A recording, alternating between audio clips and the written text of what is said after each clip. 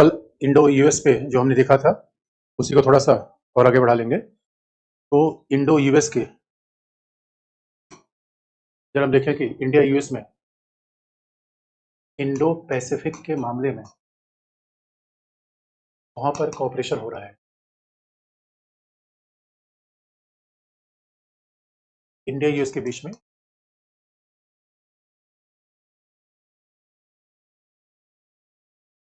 Indo Pacific के मामले पर कहाँ कोऑपरेशन हो रहे हैं। तो अब आप देखोगे कि इंडो पैसिफिक क्या है। इस स्वाभाविक रूप में देखो, ज्योग्राफी का मामला अलग होता है कि इंडो पैसिफिक क्या है, पॉलिटिक्स में मामला अलग हो जाता है। और मामला ये है, आखिर में इंडो पैसिफिक की बात क्यों आई, क्योंकि बच्चों पहला इंडिया की फॉरेन पॉलिसी में भारत पहले किस पे फोकस करता था। Earlier India was more focusing over Indian ocean, Hind महासागर। यानी पहले हमारी पूरी फॉरेन पॉलिसी कहाँ पे चलती थी, हिंद महासागर के इर्द गिर्द। फिर हिंद महासागर में बने रहना, उस पर प्रभाव बनाए रखना, ये इंडिया की फॉरेन पॉलिसी का प्राइमरी ऑब्जेक्टिव था। और हिंद महासागर हमारा स्वभाव का क्षेत्र है, प्रभाव का क्षेत्र है, तो जो कि बिल्कुल हमारे पास है। लेकिन आप देखोगे जैसे जैसे भारत का स्टेटस बढ़ा, तो भारत ने हिंद महासागर से अपना विस्तार कर लिया इंडो पैसिफिक। इसका मतलब है इंडो पैसिफिक में बाहर जाने का मतलब क्या है, अब भारत एक महाशक्ति है, यह नाउ इज मेजर पावर। और अगर हम महाशक्ति हैं तो हमारे क्षेत्र का विस्तार, हमारे प्रभाव का विस्तार आसपास के क्षेत्रों में होना चाहिए।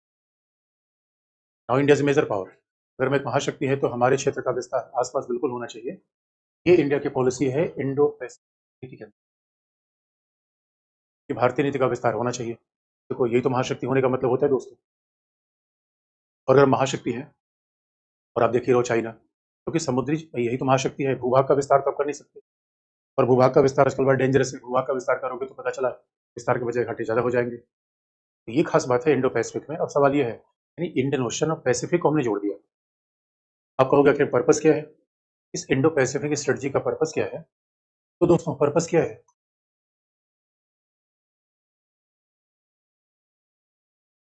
पर्पस क्या है।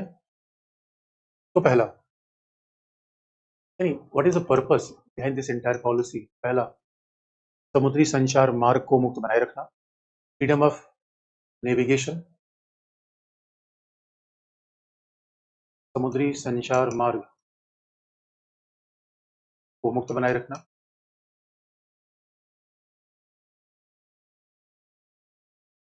Ensuring freedom of navigation,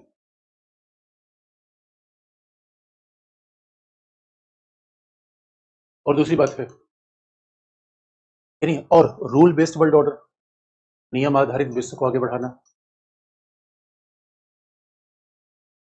promotion of rule based world order.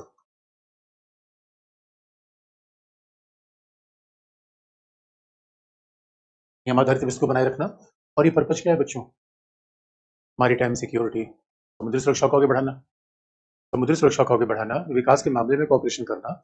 तो पर्पज क्या है, इंश्योरिंग मैरीटाइम सिक्योरिटी, समुद्री सुरक्षा को बेहतर करना, मैरीटाइम सिक्योरिटी। और बच्चों सीधी सी बात है, समुद्र का प्रयोग सर्वसमावेशी हो सके और कोई समुद्री संचार मार्ग को बाधित न कर पाए, ये पर्पज है इंडो पैसिफिक। और इसलिए आप देखोगे जैसे कभी इंडिया अमेरिका के बीच 2+2 की वार्ता लिखो, क्वाड और इंडो पैसिफिक जुड़ा हुआ है। तो सवाल है हमारी इंडो पैसिफिक में पॉलिसी क्या है, कौन कौन से मेंबर आते हैं। अगर ये हमारी पॉलिसी है तो इसके हमारी इंडो पैसिफिक की पूरी स्ट्रेटजी में पार्टनर कौन है, दोस्त हैं कौन। तो फिर आप देखोगे पार्टनर कौन है। अगर हमारी ये पॉलिसी है तो देखो बच्चों, ये रूल बेस्ड वर्ल्ड ऑर्डर का मतलब क्या है, रूल कहाँ से बनता है, संयुक्त राष्ट्र संघ से। रूल कहाँ से बनता है, डब्ल्यूटीओ से। तो रूल बेस्ड वर्ल्ड ऑर्डर होना चाहिए। और आप ये बात समझ ही गए होंगे बच्चों, इशारा कहाँ है, इशारा सीधा चाइना पर है। तो चाइना, दक्षिण चीन सागर में क्या प्रॉब्लम आ रही है, चाइना समुद्री संचार मार्ग को बाधित कर रहा है, अब चाइना से भी यही प्रॉब्लम तो है। और फिर अब देखोगे समुद्री संचार मार्ग को बाधित कर रहा है, तो खुले समुद्र का उपयोग तो सभी लोग करें, और वो अंतर्राष्ट्रीय कानून के हिसाब से, यानी यूनाइटेड नेशन कन्वेंशन ऑफ सी के हिसाब से समुद्री विवाद को हल भी नहीं कर रहा है। समुद्री विवाद को हल करने के लिए वो यूएन क्लॉज को नहीं मान रहा है 82। तो मैंने कई बार आपको बताया कि यही तो मामला है। यानी हर जगह आप देखोगे चाइना फैक्टर आ जाता है, चाहे क्वाड में हो, चाहे इंडो पैसिफिक में हो। आप पूछोगे कि सर ये बताओ इसका मतलब क्या है, हम चाइना का अपोजिशन कर रहे हैं, चाइना का विरोध करना चाहते हैं? तो बच्चों ने हम अपने हितों की रक्षा करना चाहते हैं। We are not looking for opposing China. हम चाइना से के खिलाफ जा रहे हैं, हम चाइना से वॉर करना चाहते हैं। हम तो सिंपली अपने हितों को प्रोटेक्ट करना चाहते हैं। That is our longer policy. ये तो हमारी मूल नीति है। इसलिए दोस्तों हमारे साथ पार्टनर लॉजिकली यूएस है, जो पैसिफिक का सबसे बड़ा नेशन है। उसके बाद हमारा पार्टनर कौन है? ऑब्वियसली जापान है। यानी सारे क्वाड के सारे पार्टनर अपने आप मिल गए।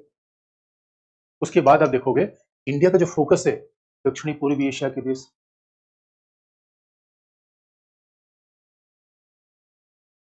साउथ ईस्ट एशिया, यानी साउथ ईस्ट एशिया में बच्चों, साउथ ईस्ट एशिया का मतलब इंडोनेशिया, मलेशिया, भाई हमारे पड़ोसी हैं। और यही तो एक्ट ईस्ट पॉलिसी हमें देखना भी है। और major focus is over South East Asia, क्योंकि साउथ चाइना से साउथ ईस्ट एशिया में ही है और हमारा उधर व्यापार भी बढ़ रहा है। क्योंकि इंडो पैसिफिक पॉलिसी का मतलब ये है केवल समुद्री संचार मार्ग को फ्री बनाए रखना नहीं, बल्कि भारत के प्रभाव को बढ़ाना। भारत के प्रभाव कैसे बढ़ाओ? केवल सामरिक रूप में, आर्थिक रूप में भी। तो दक्षिण पूर्व एशिया के देशों ने मिलकर जो संगठन बने आसियान, तो हम दक्षिण पूर्व एशिया के देश हमारे पार्टनर हैं। और आपने देखा होगा फोरम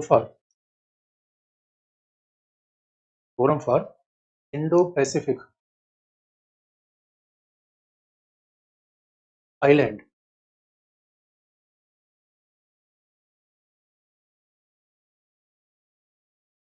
नेशंस और countries, forum for Indo Pacific island countries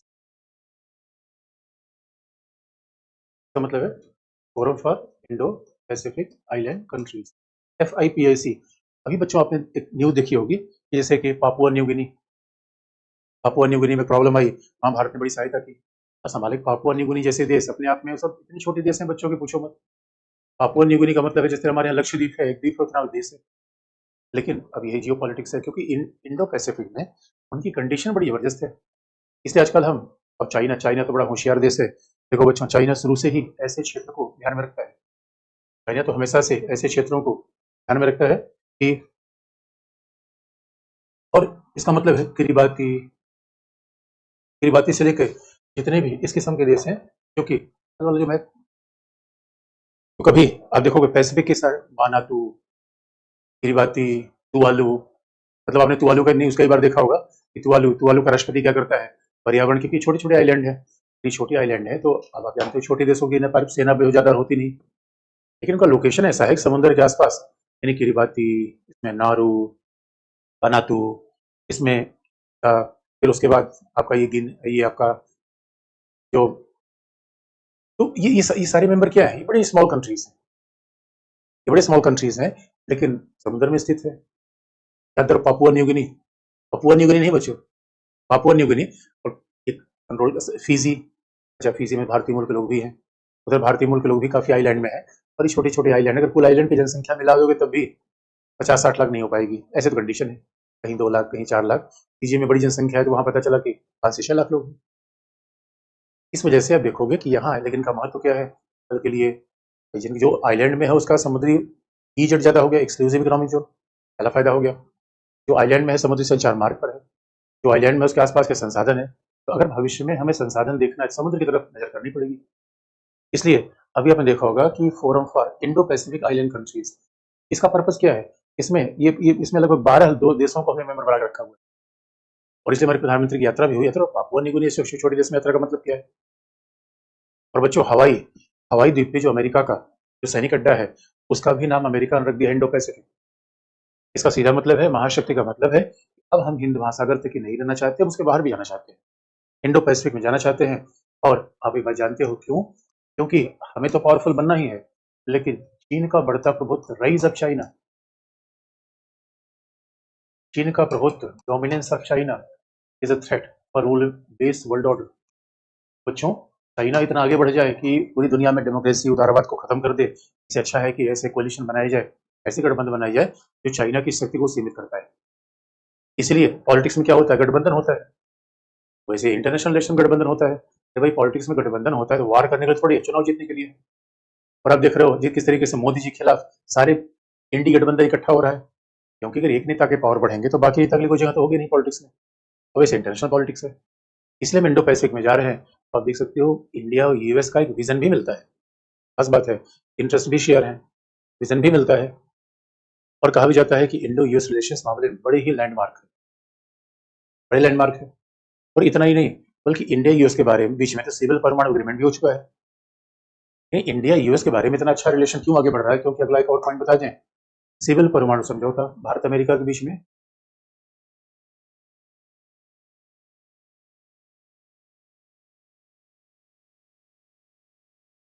civil nuclear agreement.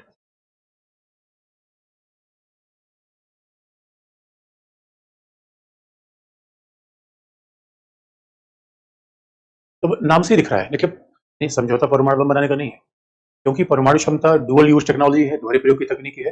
परमाणु क्षमता से हम बम भी बना सकते हैं, परमाणु क्षमता से हम शांतिपूर्ण उपयोग भी कर सकते हैं। परमाणु क्षमता दोहरे प्रयोग की तकनीकी है। तो बम बनाने से लेकर सामान्य प्रयोग सब परमाणु क्षमता से किया जा सकता है, परमाणु क्षमता से हम कर सकते हैं। और हमने क्या कर रखा है, सिविल परमाणु समझौते में कर क्या रखा है, अब क्या है, यानी शांतिपूर्ण प्रयोग के लिए, फॉर पीसफुल पर्पजेज, परमाणु क्षमता के शांतिपूर्ण प्रयोग के लिए, इसलिए सिविल कहलाता है, फॉर पीसफुल पर्पजेज। और परमाणु क्षमता के शांतिपूर्ण प्रयोग का मतलब है, पीसफुल पर्पज क्या है, बिजली बनाने के लिए, यानी for production of energy, science and technology. तो आजकल तो साइंस में भी बड़ी न्यूक्लियर एनर्जी यूज होती है, न्यूक्लियर टेक्नोलॉजी। आप देखोगे एक्सरे से लेकर हर जगह न्यूक्लियर टेक्नोलॉजी यूज हो रही है। इस वजह से मूल पर्पज है शांतिपूर्ण, तो कहलाता है सिविल। अब सिविल समझौते में खास बात क्या है बच्चों, खास बात क्या है इसका, पहला खास बात यह है, अमेरिका के द्वारा भारत को परमाणु रिएक्टर और परमाणु ईंधन दिए जाएंगे। US will provide us nuclear reactor and fuel. अच्छा, परमाणु ईंधन का मतलब यूरेनियम, थोरियम, न्यूक्लियर रिएक्टर और फ्यूल, ये यूएस के द्वारा भारत को दिया जाएगा। और समझौता हुआ 2008 में। आपको सर, अगर परमाणु रिएक्टर और ईंधन भारत को, अमेरिका भारत को देगा, इसमें किसी खास बात क्या है, खास बात है बच्चों? क्योंकि याद रखो, बिजली का समझौता देखने में लगता है, खास बात इसलिए बहुत ज्यादा है क्योंकि अमेरिका, आप जानते हो अमेरिका डॉन है, यहाँ का दरोगा है। और अमेरिका आज तक किसी भी ऐसे देश को परमाणु ईंधन या रिएक्टर नहीं देता जिसने एनपीटी पे साइन नहीं किया। ये बहुत खास बात है। यानी अगर आप कहो खास बात क्या है, तो बहुत बड़ी खास बात क्या है, अमेरिका किसी भी ऐसे देश को परमाणु रिएक्टर और ईंधन नहीं देता जिसने एनपीटी पर साइन नहीं किया है। परमाणु प्रसार संधि, यानी भारत ने परमाणु प्रसार संधि पर साइन नहीं किया है। भारत ने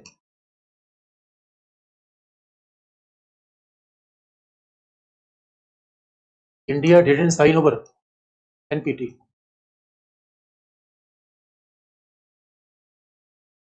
India is not signatory of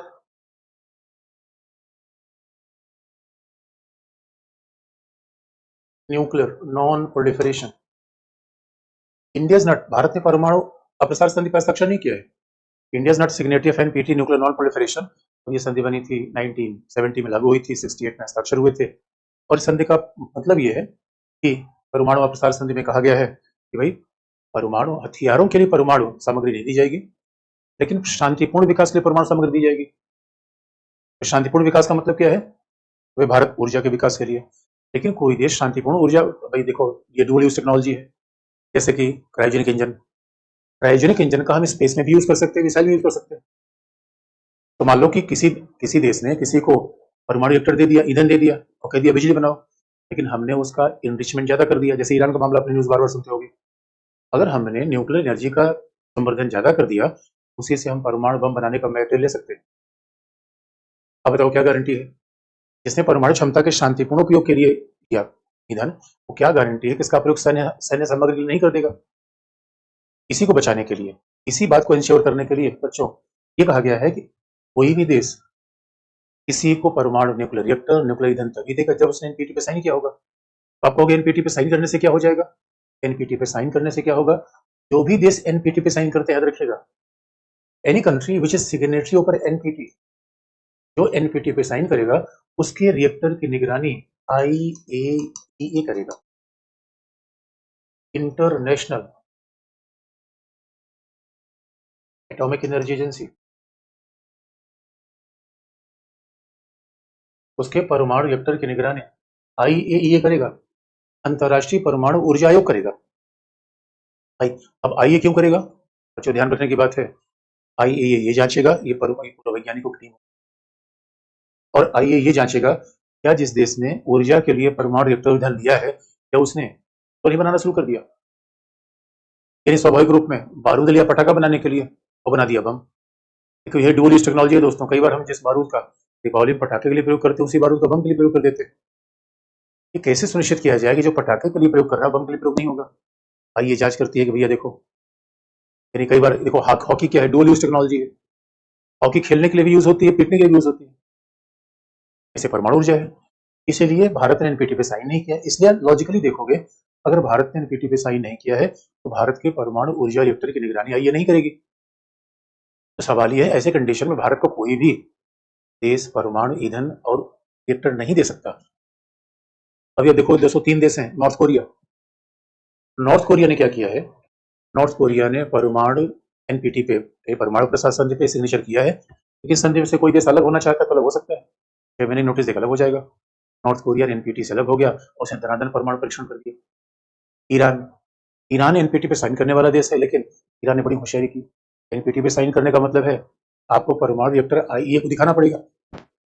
और ईरान ने क्या किया, ईरान ने किया कई परमाणु रिएक्टर को आईईए को दिखाया नहीं, चोरी चोरी चला रहा था। इसलिए आपने देखा होगा आईएईए ने ईरान पर प्रतिबंध लगा दिया है। और ये आईएईए की रिपोर्ट है, ये अंतर्राष्ट्रीय परमाणु ऊर्जा एजेंसी की रिपोर्ट है। ईरान परमाणु कार्यक्रमों का हथियार निर्माण के लिए प्रयोग करना चाहता है, उसके इरादे ठीक नहीं है, यानी उसका प्रयोग शांतिपूर्ण नहीं है। यानी जरा सोच के देखो, ईरान एनपीटी पे साइन किया हुआ है, इसको मान नहीं रहा है। नॉर्थ कोरिया ने साइन कर दिया, उससे अलग हो गया। इंडिया ने साइन ही नहीं किया। और बच्चों इंडिया ने शुरू से लफड़ा पैदा नहीं किया, और इंडिया से पूछा हुआ साइन क्यों नहीं करोगे? इंडिया ने कहा देखो तुम कह रहे हो अप्रसार नहीं होगा, इसका मतलब है बम 5 लोगों के पास है तो पूरा प्रॉब्लम नहीं, छठे के पास नहीं आना चाहिए। इंडिया ने कहा 5 के पास पहले क्यों खत्म हो जाए? आप तुम कह रहे हो कि 5 के पास है, छठे के पास न जाए। अरे हम कह रहे 5 के पास जो है वही खत्म कर दो ना। दुनिया ने 5 महाशक्तियों ने, क्योंकि एनपीटी के हिसाब से जो 5 परमाणु शक्ति संपन्न देश हैं, में अमेरिका है, रसिया है, फ्रांस है, चाइना है, यूके है, इंग्लैंड है, ये 5 परमाणु शक्ति संपन्न है देश दोस्तों। बड़ी ध्यान देने की बात है, हम परमाणु बम रखते हैं लेकिन हम परमाणु शक्ति संपन्न देश नहीं है, ऐसा एनपीटी संधि कहती है। क्यों? क्योंकि एनपीटी में लिखा गया है कि जिन देश ने 1 जनवरी 1968 के पहले परमाणु टेस्टिंग परमाणु परीक्षण किया है वही न्यूक्लियर वेपन स्टेट होंगे। यानी हमारे पास परमाणु बम तो है लेकिन गैर लाइसेंसी है। जैसे कई बार बच्चे तमंचा रख लेते हैं, गैर लाइसेंसी। और बच्चों इस कॉन्टेक्स्ट में आप देखो, इंडिया ने एनपीटी पे साइन नहीं किया पहला, 1998 में परमाणु परीक्षण भी कर दिया दूसरा, तो हंगामे वाली बात है कि बच्चों। उसके बावजूद अमेरिका कह रहा है कोई बात नहीं, इंडिया अच्छा बच्चा है।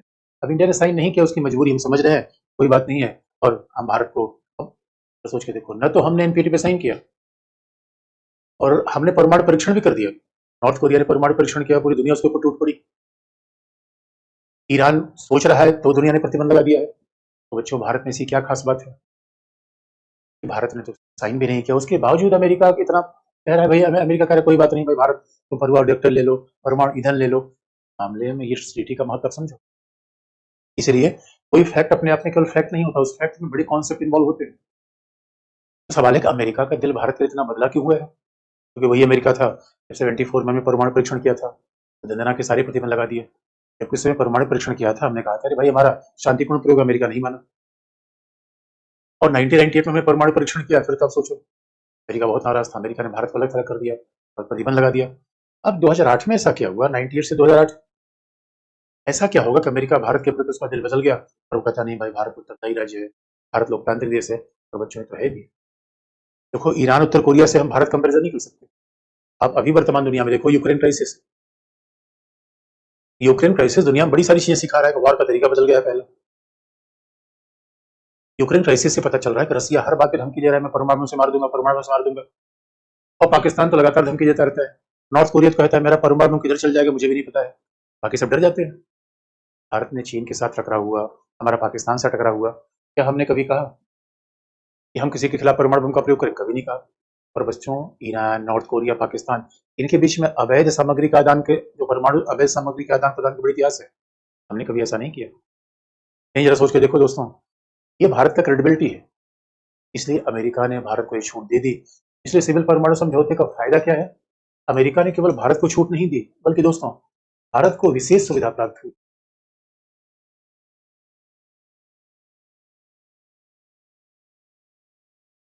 Why India got special exemption? India को स्पेशल वेबर मिला, स्पेशल एग्जामिशन मिला किससे? IAEA से और दूसरा NSG से। इंडिया को स्पेशल एग्जामिशन मिला, यानी अब IAEA तो हमारे परमाणु रिएक्टर की निगरानी करेगा नहीं, क्योंकि एमएनपीटी के दायरे में आते ही नहीं। इसलिए IAEA का स्पेशल समझौता क्यों हुआ फिर? क्योंकि मान लो देखो दोस्तों, हमने जो रिएक्टर बना रखा है वो तो IAEA निगरानी नहीं करेगा, क्योंकि इसी समझौते का पार्ट यह है कि भारत के द्वारा अपने परमाणु रिएक्टर को India has divided. Special vapour Bharat को क्यों मिला? भारत ने अपने परमाणु रिएक्टर को 2 भागों में बांट लिया। इंडिया ने कहा पहले हमारा कौन सा रिएक्टर होगा? Civil nuclear reactor.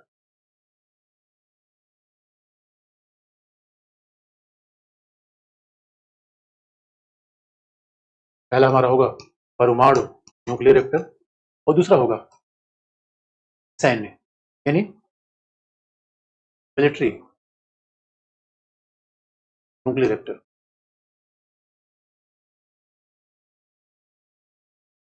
सैन्य परमाणु रिएक्टर। तो बच्चों, भारत एक मात्र देश है जहां ऐसा डिवीजन है, और ये डिवीजन अमेरिका के कारण है। देखो, अमेरिका की बात साथ है, अमेरिका ने IAEA से हमें स्पेशल एग्जामिशन दिला दिया, अमेरिका ने हमें NSG से स्पेशल एग्जामिशन दिला दिया। NSG में आज की डेट में लगभग 48 डेज है। अब NSG क्यों बना था? संयोग की बात है। NSG इन दोस्तों ये नेशनल सिक्योरिटी गार्ड नहीं है, परमाणु आपूर्तिकर्ता समूह है, न्यूक्लियर सप्लायर ग्रुप है, और NSG बना ही था 75 में। वो बना क्यों था? इंडिया ने सिविल परमाणु परीक्षण कर दिया था, शांतिपूर्ण परमाणु परीक्षण 74 में NSG बना। और NSG ये कहता है, NSG के जितने मेंबर हैं वो किसी को भी परमाणु रिएक्टर टेक्नोलॉजी नहीं देंगे। They will never transfer nuclear reactor और nuclear technology to any country. तो वो परमाणु रिएक्टर या ये किसी को ट्रांसफर करेगा नहीं, ऐसा NSG का प्रोविजन है। लेकिन NSG इंडिया के लिए स्पेशल एग्जामिशन किया, और NSG ने कहा कि हम उस देश को परमाणु रिएक्टर और देंगे जिसने NPT पे सिग्नेचर किया है, लेकिन शर्त यह है कि NPT पे सिग्नेचर होना चाहिए। यानी तो NPT पे साइन किया ही नहीं है। NSG भी कहता है कि हम पीसफुल पर्पस ले देंगे। इंडिया को NSG से भी परमाणु रिएक्टर और न्यूक्लियर एनर्जी मिल रही है। IAEA के साथ स्पेशल समझौता हो गया, क्योंकि IAEA हमारे सिविल न्यूक्लियर रिएक्टर की जांच करेगा, मिलिट्री रिएक्टर की जांच नहीं करेगा। जो मिलिट्री रिसर्च रिएक्टर हैं जैसे अप्सरा, उनकी जांच नहीं करेगा। अब जो बिजली बनाने के लिए रिएक्टर उनकी जांच करेगा। इसका मतलब है ये डिवीजन केवल इंडिया में है बच्चों। और जरा सोच के देखो, अगर अमेरिका ने हमारे लिए 48 देशों की तरफ कर दिया, और अभी तो अमेरिका ने यह भी कहा था भाई तुम NSG का मेंबर बन जाओ, और हमने सोचा NSG का मेंबर बन जाए, बच्चों वहां चाइना बाजी मार रहा था। चाइना क्या चाह रहा था, नहीं हम इंडिया को बनने नहीं देंगे। तो अब पता चला हम गए मेंबरशिप के लिए, पाकिस्तान दौड़ दौड़ा गया। पाकिस्तान से लोगों ने पूछा भाई तुम क्यों आए हो? अगर इंडिया क्यों आया है? जहाँ इंडिया जाएगा हम भी जाएंगे। हमने कहा अगर हम कहीं कूद जाएंगे तुम भी कूद जाओगे, पाकिस्तान का बिल्कुल कूद जाएंगे, कूद के दिखाओ। तो ये बच्चों जरा सोच के देखो। अब इस बात को, अब भारत अमेरिका के संबंधों को जरा विस्तार करो। देखने में तो ऐसा लगता है कि इसके द्वारा केवल अमेरिका हमें सिविल रिएक्टर दे देगा, परमाणु ऊर्जा दे देगा। मामला फिर चाइना का गया। अमेरिका चाहता है बहुत पावरफुल बने। जरा सोच के देखो दोस्तों, आज दुनिया की ज्यादातर महाशक्तियां चाहती है हम इंडिया पावरफुल बने, इंडिया पावरफुल बने। इंडिया कह रहा भाई हमें समझ में नहीं आ रहा कि लोग यही क्यों करें, हमें पावरफुल बने। कमाल की बात है। ये मौका है बच्चों। इस अगर इंडिया में स्टेबल गवर्नमेंट है, पावरफुल गवर्नमेंट है, दुनिया इस समय हमारे अनुकूल है।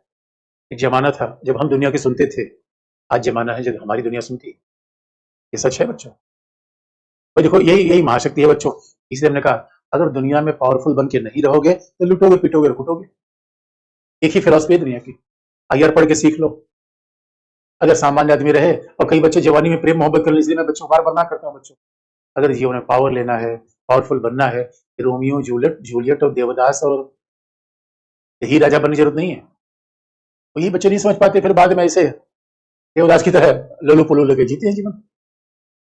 इसे दोस्तों उगते सूरज को दुनिया सलाम करती है। नाउ इंडिया इज राइजिंग, और अमेरिका को भी चाहिए कि इंडिया राइज होगा तभी चाइना को बैलेंस करेगा। इस तरीके से चाइना पावरफुल बन रहा है। जरा सोच के देखो, अमेरिका के किस दोस्त की ताकत है कि चाइना को बैलेंस कर दे? Japan, South Korea, Australia, Indonesia, Malaysia, छोटे छोटे देश हैं, चाइना के खिलाफ खड़े भी नहीं हो सकते। आप फिर पूछोगे आपको वो सर, फिर तो यहाँ पे अमेरिका बड़ा होशियार हुआ, हमें थोड़ा थोड़ा लॉलीपॉप देकर हमें चीन से भिड़ाना चाहता है, अपना बदला लेने के लिए हमारे कंधे पर रख के बंदूक मारना चाहता है ना बच्चों।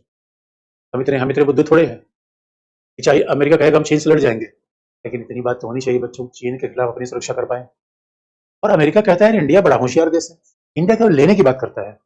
कई लोग क्या कहते हैं, मेरे यहाँ आओगे तो क्या लाओगे और तुम्हारे यहाँ आऊंगा तो क्या खिलाओगे। कमाल की बात है यार।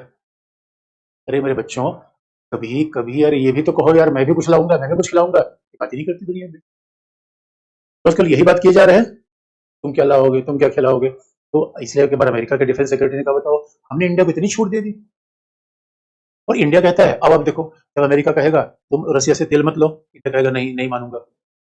अमेरिका कहेगा ईरान के साथ प्रतिबंध लगा दो, इंडिया कहता नहीं मानूंगा। इसी बात पर अमेरिका को आपत्ति होती है। यानी हम तो, अमेरिका कहता है यार हम तो इंडिया को दिलो ध्यान देने को तैयार है, और इंडिया विभाजी मारता है, जाके बैठेगा एससीओ में। होता है एससीओ में जाने की क्या जरूरत है। यही तो बार बार अमेरिका कह, यार तुम्हारे साथ हो, क्वाड में हो, क्वाड में मौजे मौजा करो, सारी फेद दुनिया की। आईआर पढ़ के सीख लो।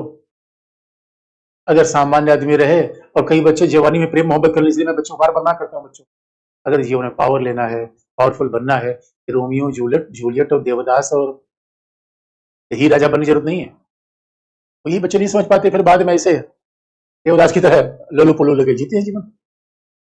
इसे दोस्तों, उगते सूरज को दुनिया सलाम करती है। नाउ इंडिया इज राइजिंग, और अमेरिका को भी चाहिए कि इंडिया राइज होगा तभी चाइना को बैलेंस करेगा।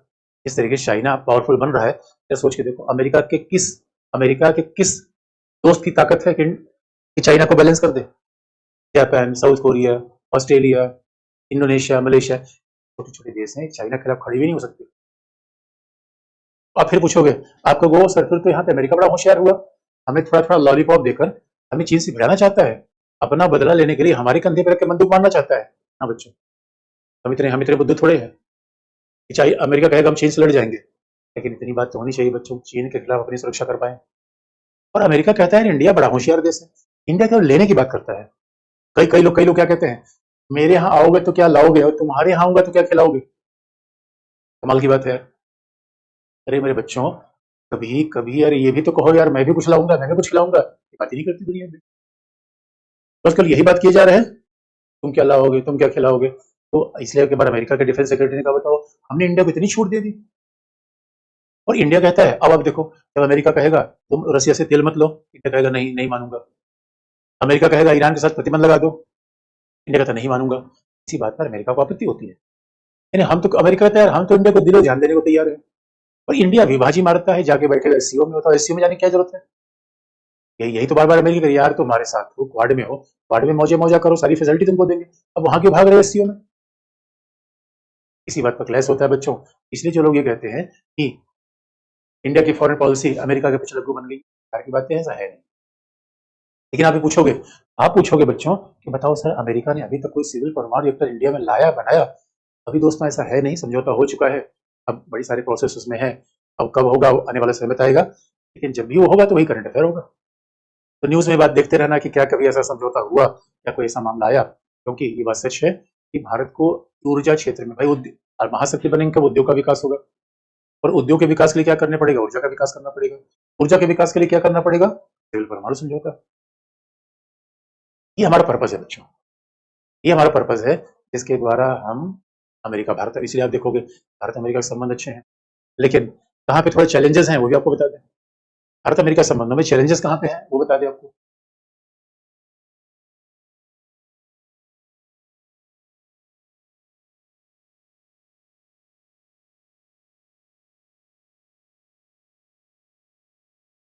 What are challenges in Indo US relation. देखो दोस्तों, चैलेंज यहाँ पे आता है क्योंकि अमेरिका दुनिया का सुपर पावर है।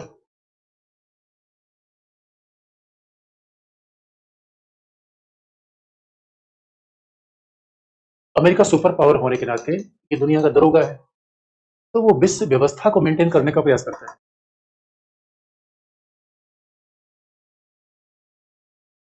तो US want to make world order, और वर्ल्ड ऑर्डर बनाने में कोई कोई बात तो मैंने, अब इसलिए यूएस वर्ल्ड ऑर्डर को चाइना चैलेंज कर रहा है, तो यूएस चाहता है कि इंडिया हमारे साथ रहे, यहाँ तक तो बात ठीक है। लेकिन अगर वर्ल्ड ऑर्डर को मेंटेन करने में इसीलिए बच्चों, अदरवाइज अमेरिका इतना बड़ा देश है कि वो पूरे दुनिया में, West Asia, South East Asia, तो कई कई जगह उसकी पॉलिसी हमारे लिए अच्छी बन जाती है, कई जगह खराब बन जाती है। क्योंकि अब अगर वर्ल्ड ऑर्डर मेंटेन करता है बच्चों, याद रखने की बात यह है कि वो चीन को काउंटर करना चाहता है,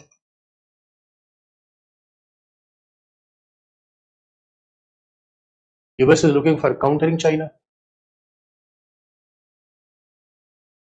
दूसरा, ईरान को प्रतिबंधित करना चाहता है। और तीसरा, US also imposing sanctions over Iran.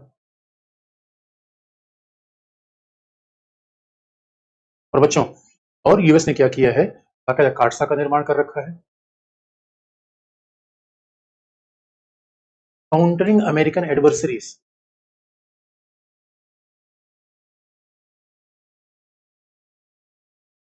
यानी अमेरिकी विरोधी राज्यों को संतुलित करने का अधिनियम, काउंटरिंग अमेरिकन एडवर्सरीज।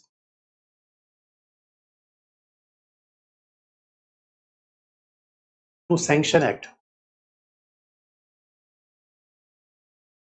और इस अमेरिका के एडवर्सरीज में है कौन, अमेरिका के विरोधियों में उसे नाम किसका लिख रखा है, उसे नाम लिख रखा है रसिया का, नाम लिख रखा है ईरान का, नाम लिख रखा है उत्तर कोरिया का। अच्छा, ये बात बड़ी ध्यान देने की है, उसने एडवर्सरीज में चाइना का नाम नहीं लिखा है। अब लेकिन आप जानते हो अमेरिका चाइना को कोई वेपन नहीं देता, और दुनिया में कॉम्प्लेक्सिटी ऐसी है, चाइना और अमेरिका के बीच में जो largest trading partner America China ही है दोस्तों। अब ये पोस्ट कोल्ड वॉर वर्ल्ड का बड़ा कॉम्प्लेक्स मामला है, सामरिक रूप में तनातनी है लेकिन ट्रेड रिलेशन बहुत ज्यादा है, ट्रेड रिलेशन बहुत ज्यादा है। अब ये बड़ा इंटरेस्टिंग पार्ट है कि इसलिए इन पर्पज तो उसके लिए चाइना काउंटर करना, चाइना के सामने इन सब की कोई औकात नहीं है, ये सब तो इसीलिए आगे बढ़ रहे हैं क्योंकि इनका सपोर्ट में चाइना है। अब बात को ध्यान से देखो, इन सबका एक कॉमन फ्रेंड है, वो इसका नाम है चाइना। तो इंडिया के लिए वहां तक तो बात ठीक है जहां तक वो चाइना काउंटर करता है, क्योंकि दुश्मन का दुश्मन दोस्त, एनिमीज एनिमी फ्रेंड। लेकिन दोस्तों, वो उत्तर कोरिया से भी हमारा बहुत लफड़ा नहीं है, अगर कोरिया के खिलाफ भी चाइना काम करता है तो वहां हमारी चाल चले नहीं है, मामला यहाँ पे बनता है। अब ईरान, ईरान में चाबहार पोर्ट बनाना है, हमें सेंट्रल एशिया जाना है, हमें अफगानिस्तान पहुंचना है, ऐसे मामले में अगर अमेरिका थोड़ा सा बाजी मारता है तो हमारे चैलेंज है। और बात ये नहीं बच्चों, बात ये है, देखो हमने कल भी आपको बताया था, बात मामला ये है कि अमेरिका जो वर्ल्ड ऑर्डर बनाता है, अमेरिका चाहता है कि इंडिया उसके पीछे चले। US want to treat India as a camp follower, मतलब अमेरिका ऐसा चाहता है कि India Australia Japan South Korea जैसा हो जाए, वो हम नहीं हो सकते। यही तो दोस्तों है मल्टी अलाइनमेंट की पॉलिसी। यानी अमेरिका के साथ हमारे बड़े अच्छे संबंध हैं, पूर्ण संबंध है, बड़े हाई लेवल के रिलेशन है, लेकिन कई जगह से हमारी यूएस रिलेशन के खिलाफ आ जाते हैं। डब्ल्यूटीओ में अमेरिका कहता है इंडिया को फूड सिक्योरिटी एक्ट हटा देना चाहिए, कहते सुरक्षा परिषद में हमारी मेंबरशिप को सपोर्ट करता है, और कई कई बार पन्नू का मुद्दा उठा देता है बच्चों। अब ये इंडिया के लिए कई बार चैलेंजिंग होता है। और एक जमाना था जब कश्मीर को, अभी तो संबंध इतने अच्छा गए कि कश्मीर वगैरह का मुद्दा भी यूएस उठा देता था, आज की डेट में तो 370 हमने हटाया, अमेरिका कुछ नहीं बोला, तो ये पॉजिटिव बात है। लेकिन अमेरिका में, अमेरिका जानते हो लोकतांत्रिक देश है, सिविल सोसाइटी बड़ी पावरफुल है, तो कई बार तो वहां के कई ऐसे ग्रुप हैं जो कि कई बार रिपोर्ट दे देंगे भारत में लोकतंत्र खतरे में है, ये सब चीजें आती रहती है। इसलिए कुल मिला के चैलेंज हमारा, अदरवाइज हमारा तो अमेरिका के साथ कोई झगड़ा ही नहीं है, लेकिन अमेरिका ये सोचता है कि हम उसके पीछे चले, बस यही नहीं दोस्तों, ना हम किसी के पीछे चलने के आदी हैं और ना हम किसी से लड़ने के आदी हैं। लेकिन ये बात तो नेहरू से लेकर आज तक है, एकला चलो एकला चलो एकला चलो रे। और ये सच बात है, ईरान अमेरिका के साथ हमारी हितों का कोई टकराव है ही नहीं, तो भारत अमेरिकी संबंध आगे ही बढ़ेगा, इसमें कोई दो राय नहीं है, भविष्य में भी आगे बढ़ेगा। अच्छा, कई बार पूछा था संबंधों का भविष्य बताओ, अरे मेरे बच्चों, हम कोई ज्योतिषी थोड़े हैं, और जो आज संबंध है वही तो भविष्य में रहेगा, क्योंकि अमेरिका के लिए तो चाइना चैलेंज ही है, आज नहीं कल नहीं परसों भी रहेगा, तो वो चीजें रातों रात बदलने वाली, वो चीजें रातों रात नहीं बदलती। इसीलिए इसीलिए ऐसा कहा जाता है कि अमेरिका, इसलिए ऐसा कहा जाता है कि अमेरिका के लिए इंडिया दोस्त भी है, लेकिन अमेरिका फिर भी अपना इंडिपेंडेंट पाथ मान के चलता है, क्योंकि भारत सीधे कहता है भाई देखो वो दुनिया का दिल लद गया तो अमेरिका के लिए अच्छा है, वो दुनिया के लिए अच्छा है, ऐसा नहीं हो सकता। जो अमेरिका के लिए अच्छा होगा वो हमारे लिए अच्छा होगा, ऐसा जरूरी नहीं है। और दोस्तों, ऐसे मार्ग पे चलना बड़ा कठिन है, जहाँ दोस्त से थोड़ा ऑटोनॉमी भी लेकर रखे हुए हैं, यही तो सामरिक स्वायत्ता है, यही तो स्ट्रेटेजिक ऑटोनॉमी है, जैसे मर्जी कह लो, मल्टी अलाइनमेंट कह लो, स्ट्रेटेजिक ऑटोनॉमी कह लो, जो हमने पहली क्लासेस में बता रखा था वही चीज रिपीट हो रही है यहाँ पे। तो बच्चों है यही इंडिया और अमेरिका, इंडिया और अमेरिका। उसके बाद हम आएंगे जापान पे, लेकिन तब तक आप कुछ सवाल पूछ सकते हो, अगर आपको जो क्वेश्चन हो पूछ लो, फिर उसके बाद मैं इंडिया जापान पर आता हूँ।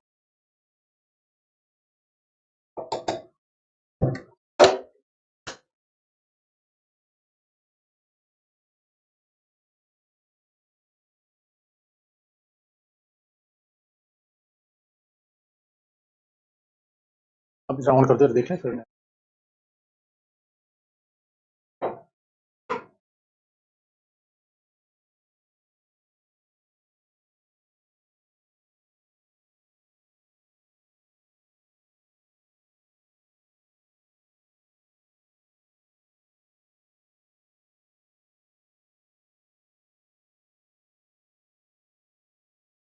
एनएसजी मतलब न्यूक्लियर सप्लायर ग्रुप। एनएसजी का फुल फॉर्म क्या है? न्यूक्लियर परमाणु आपूर्तिकर्ता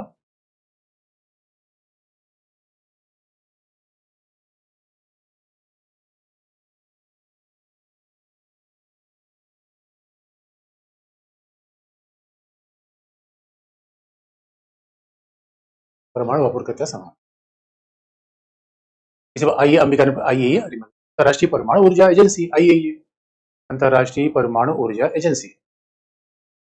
आइए का फुल फॉर्म तो लिख रखा है बच्चों, अंतर्राष्ट्रीय परमाणु ऊर्जा एजेंसी। अच्छा हिंदी में नहीं लिखा है, हिंदी में लिख देता हूं,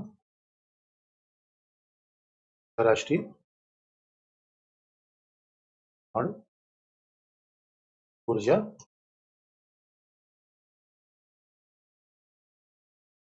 परमाणु। अच्छा मेरे बच्चों, मनीषा ने सिविल परमाणु रिएक्टर का मतलब है जो बिजली बनाएगा, सैन्य का मतलब है जो हथियारों के लिए होगा, और सैन्य रिएक्टर आईएईए की निगरानी में नहीं होगा। आईएईए केवल सिविल रिएक्टर की निगरानी करेगी। सर ये किसी पूछा खाटसा क्या है? खाटसा का मतलब है कि खाटसा का मतलब ये है कि दोस्तों अमेरिका विरोधी देशों के प्रतिबंधित करने के लिए एक अधिनियम, अमेरिका विरोधी देशों को प्रतिबंधित करने का एक अधिनियम। खाटसा ये है कि और अमेरिका भाई इन देशों को कोई सहायता नहीं देगा, और अमेरिका ये भी अपेक्षा करेगा जो उसके दोस्त हैं, क्योंकि आप जानते हो अमेरिका में सारी कंपनियां निजी कंपनियां हैं, सारी कंपनियां निजी कंपनियां हैं, और निजी कंपनियां किसके साथ व्यापार करेंगी नहीं करेंगी ये इंस्ट्रक्शन बाकायदा अमेरिकी सरकार के द्वारा बार बार दी जाती है। जब आप मेरा डाउट नहीं लेते हैं नोट्स कब देंगे? अरे मेरे बच्चों नोट्स, अच्छा नोट्स नहीं मिला है क्या? राहुल नहीं मिला है, चलिए अपलोड हो रहा है। सिविल परमाणु समझौता कब हुआ था? विषय पूछा रुचि 2008 में, 2008। खाटसा में चाइना क्यों नहीं है? अरे कई बार आप देखोगे वही बात है। अब देखो भाई कई बार देखो, अब किसी बड़े आदमी पर हमला करना है, अरे मेरे बच्चों अगर कई बार ऐसा होता है कि हमला करना है सोनिया गांधी पे, हमला करना है प्रियंका गांधी पे, पकड़ा जाता है रॉबर्ट वाड्रा को। तो ये कई बार यही डिप्लोमेसी है बच्चों को, दिखाया कुछ और जाता है, होता कुछ और है। कि भाई वीटो पावर इंडिया के पास नहीं हो सकता है। अरे मेरे बच्चों अभी तो इंडिया परमानेंट मेंबर है ही नहीं है, जब परमानेंट मेंबर सिक्योरिटी काउंसिल का होगा तब तो वीटो पावर की बात आएगी। देखो इंडिया एनएसजी का मेंबर नहीं है बच्चों, और मेंबर लेने के लिए सारे सदस्यों का समर्थन चाहिए, क्योंकि एनएसजी में ऐसा है कि एक भी देश अगर प्रतिबंधित कर देगा मामला बिगड़ जाएगा। यूएस द्वारा किसी देश प्रतिबंध लगाने से अन्य देशों पर क्यों उस देश पे इंपोर्ट एक्सपोर्ट नहीं करते? ये मेरे बच्चों याद रखना, यूएस का डॉलर अभी दुनिया को कंट्रोल करता है। और दूसरी बात, अगर आईएमएफ वर्ल्ड बैंक अपने आप में बहुत पावरफुल इंस्टीट्यूशन है जिसका मालिक यूएस है, इसलिए भी तो आप देखो चाइना चाइना कोशिश कर रहा है कि डॉलर का कोई कोई सब्स्टिट्यूट बनाया जाए, और आपने ये भी देखा होगा कई जगह तो इंडिया भी कोशिश कर रहा है रुपए में ही ट्रेड किया जाए, इससे हमारी डॉलर पर डिपेंडेंसी कम हो। इसे पूछा नाटो संगठन है क्या? हाँ नाटो संगठन है बच्चों, 30 देशों का संगठन है जो ये मानता है कि उनके एक देश पे हमला सारे देशों पर हमला होगा। अगर उन्होंने पूछा आइए फुल फॉर्म में बजा दिया बच्चों, कौन का सा? अरे देखो communication compatibility and security agreement, कौन का सा कम्युनिकेशन कॉम्पेटिबिलिटी सिक्योरिटी एग्रीमेंट है। और कौन का सा मतलब है अमेरिका के द्वारा जो इनक्रिप्टेड इन्फॉर्मेशन, जैसे व्हाट्सएप पे अपने मैसेज भेजते हैं हम दोस्तों को, वैसे अमेरिका के डिफेंस इक्विपमेंट हमारे डिफेंस इक्विपमेंट को व्हाट्सएप पे मैसेज भेजेंगे, यही है कौन का सा communication and compatibility security agreement. Squad पढ़ाएंगे, स्क्वाड क्या होता है मेरे बच्चों? स्क्वाड नहीं होता मेरे बच्चों, क्वाड होता है। आप नाटो का मेंबरशिप अभी देखो, अभी कुछ देशों ने नई मेंबरशिप ले ली है, उसमें स्वीडन है, स्वीडन फिनलैंड की मेंबरशिप अभी नई है, तो 30 मेंबरशिप के आगे भी बढ़ रहा है ये। बड़े बड़े संगठन अमेरिका क्यों है? अरे कमाल की बात करते हो। अभी तुम पूछते हो कि यार मोदी जी पूरे भारत में क्यों है? मोदी जी भारत में क्यों है? अरे पावरफुल होने के रहते हैं। एनएसजी में शामिल होने से भारत क्या फायदा है? ऐसे भी जब बार बार परमाणु हथियार है तो अरे मेरे बच्चों एनएसजी परमाणु हथियार के लिए नहीं, पहला ऊर्जा के लिए, रिएक्टर के लिए है। हमारे पास छोटे मोटे रिएक्टर है, हमारे रिएक्टर कैसे है? हमारे रिएक्टर है हीरो होंडा की तरह, अमेरिका के रिएक्टर है हार्ले डेविडसन की तरह, कितना फर्क है। और दूसरी बात, और एनएसजी में शामिल होने से पावरफुल लोगों के साथ बैठेंगे, बड़े सारे काम बन जाएंगे, तो जैसे ऐसे ग्रुप में इंडिया को होना चाहिए। यूएस सामरिक कैसे महत्वपूर्ण है? कमाल की बात कहते हो यार। अब तुम ये पूछो कि हमारी दोस्ती हो जाए खाली से, तो ये कैसे महत्वपूर्ण है? अरे जो सबसे पावरफुल देश है, टेक्नोलॉजी, सिक्योरिटी, आने वाली दुनिया में देखो कैसे वार होंगे, साइबर वॉर, टेक्नोलॉजिकल वॉर, इसमें अमेरिका मास्टर है। तो ड्रोन, अगर आप अमेरिका का ड्रोन हमें मिल जाएगा बच्चों, तो यहाँ बैठे बैठे पाकिस्तान और अफगानिस्तान को उठा देंगे। यूएस ईरान पर क्यों प्रतिबंध लगाता है? देखो, यूएस ईरान पर क्यों प्रतिबंध लगाता है, उसके तमाम कारण है, आगे आने तो कुछ पश्चिम एशिया पहले बता देंगे। तो कारण केवल परमाणु के अलावा कारण थोड़ा अंतरराष्ट्रीय राजनीति का भी है। आप पोल भारत को धमकी दिया है कि सच में काटसा लगाया जाएगा? नहीं। अरे अमेरिका भारत से दूर जा ही नहीं सकता दोस्तों, अमेरिका भारत से दूर नहीं जा सकता, दोनों के हित मिल रहे हैं। अरे थोड़ा बहुत तो बोल वचन करना पड़ता है।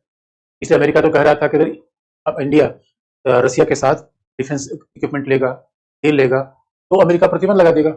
हमने लिया, उसके बाद ये प्रतिबंध नहीं हुआ। अच्छा, किसी बच्चन का क्वेश्चन सब करवा देंगे बच्चे, चिंता मत करो, तो आगे बढ़ने दो क्वेश्चन, क्योंकि सारी चीजें एक दूसरे से ओवरलैप करती हैं।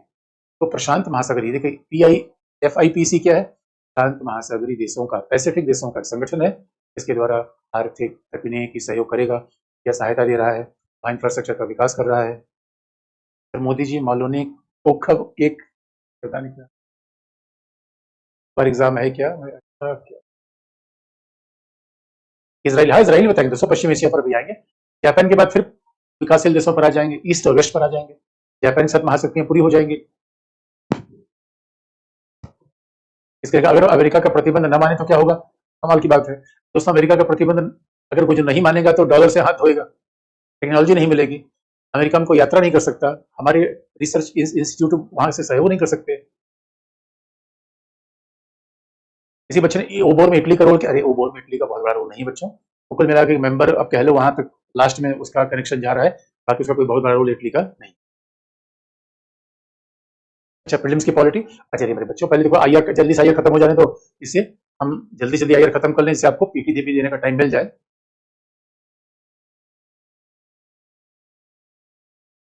तो बच्चों अब लगता है जापान शुरू कर दें, फिर क्वेश्चन बाद में पूछ लेना, ठीक है? किसी ने पूछा अमेरिका ही देशों पर प्रतिबंध क्यों लगाता है? अरे भैया, मोदी ही सबको सीबीआई और ईडी में क्यों फंसा देते हैं? ये भी सवाल बच्चों, इतने दिन से आईआर पढ़ रहे हो, यही पूछोगे। किसी ने पूछा अमेरिका ही देशों पर प्रतिबंध क्यों लगाता है? अरे भैया, मोदी ही सबको सीबीआई और ईडी में क्यों फंसा देते हैं? ये भी सवाल बच्चों, इतने दिन से आईआर पढ़ रहे हो, यही पूछोगे। अरे गांव का पावरफुल आदमी कूटता है किसी को कि लल्लू आदमी पीटेगा?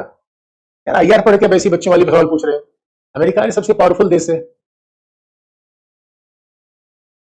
और भारत इसमें ब्रिक्स में भी है, क्वाड में भी है, और तो ये और एससीओ में यही थोड़ा अमेरिका के थोड़ा सा अच्छा लगता है।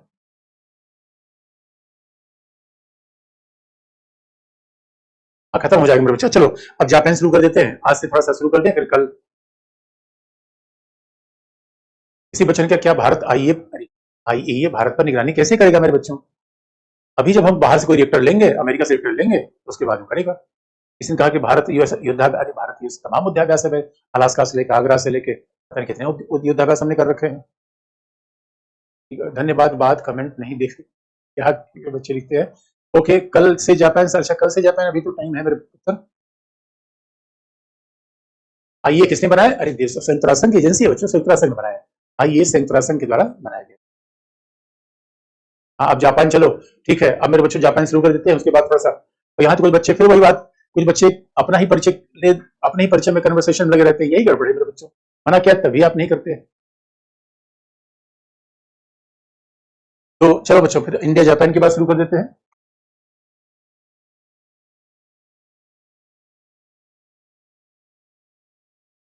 तो चलो बच्चों फिर इंडिया जापान की बात शुरू कर देते हैं।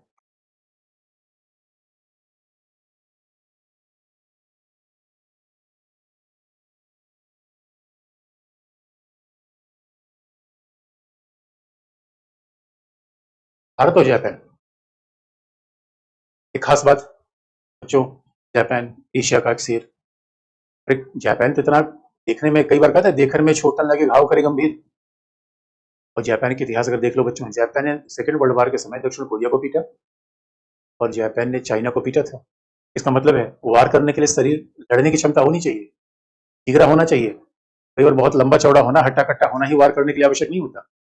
और जापानीज में कहा जाता है राष्ट्रवाद बड़ा है, और बच्चों एक ऐसा देश जो राष्ट्रवाद के कारण सेकेंड वर्ल्ड वार में ध्वस्त हो गया था, सेकेंड वर्ल्ड वार तक आते आते जापान तो बिल्कुल ध्वस्त हो गया। उसके बाद फिर से 1970 तक आते आते जापान महाशक्ति रूप में फिर से उभर आया और आज जापान दुनिया की तीसरी बड़ी इकोनॉमी है। दोस्तों, जब ये कहते हैं चाइना दुनिया की दूसरी बड़ी इकोनॉमी है, तो शायद हम ये नहीं समझ पाते कि जापान और चाइना के बीच पॉपुलेशन का बड़ा फर्क है। जापान की पॉपुलेशन कितना है? महज 12 करोड़। 12 करोड़ की देश, 12 करोड़ की जनसंख्या का देश इतना पावरफुल हो जाएगा। और जापान तो एक मिराकल है। और ये शक्तिशाली बना क्यों बच्चों? ये बड़ी इंटरेस्टिंग कहानी है। जापान का शक्तिशाली बनना वहाँ की जनता के कैरेक्टर पर डिपेंडेंट है। वहाँ की जनता इतनी मेहनती है, राष्ट्रवाद की भावना इतनी ज्यादा है, वहाँ सबसे पहले लोग अपने देश के बारे में सोचते हैं।